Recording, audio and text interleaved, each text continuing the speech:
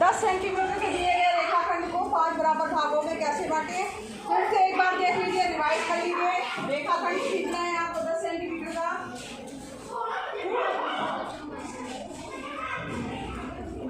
इसके बाद क्या करना है आपको, 10 सेंटीमीटर का रेखाखंड खींचने के बाद क्या करना है, आपने क्या किया था, उसको न्यून कोण बनाती हुई एक रेखा हमने कोई खींची।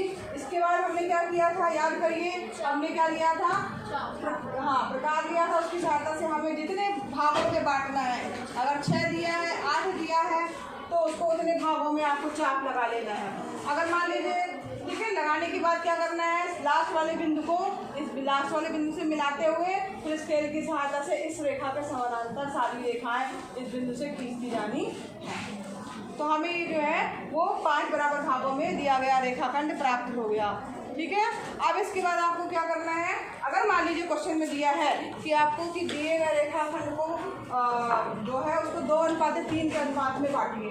2:3 के अनुपात, जितना भी अनुपात दिया हुआ उसका टोटल कर लेना है। 2:3, 2 कितना हो गया, 5। यानी आपको जो दिया गया रेखाखंड है उसको टोटल 5 बराबर भागों में बांटना है। ठीक है, एक मिनट रुकिएगा। अब यहाँ पर क्योंकि हमें लिखा है प्रश्न में कि 2:3 के अनुपात में बांटना है, आप क्या करेंगे, 2, ध्यान देना, 2 लिखा है पहले, तो आपको ये वाला पॉइंट चाहिए है। ठीक है, ए लड़की,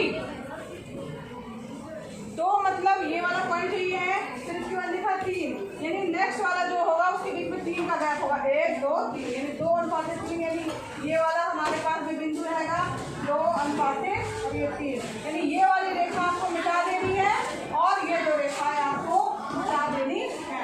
ठीक है, समझ आ रहा है।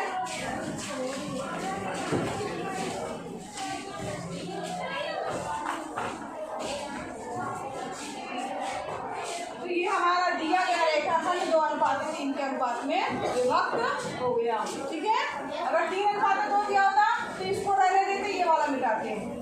ठीक, अगर मान लो 8 दिया तो 8 भागों में करेंगे और 3:5 कुछ भी दे सकता है, अनुपात वाला दिया हो तो टोटल करना है।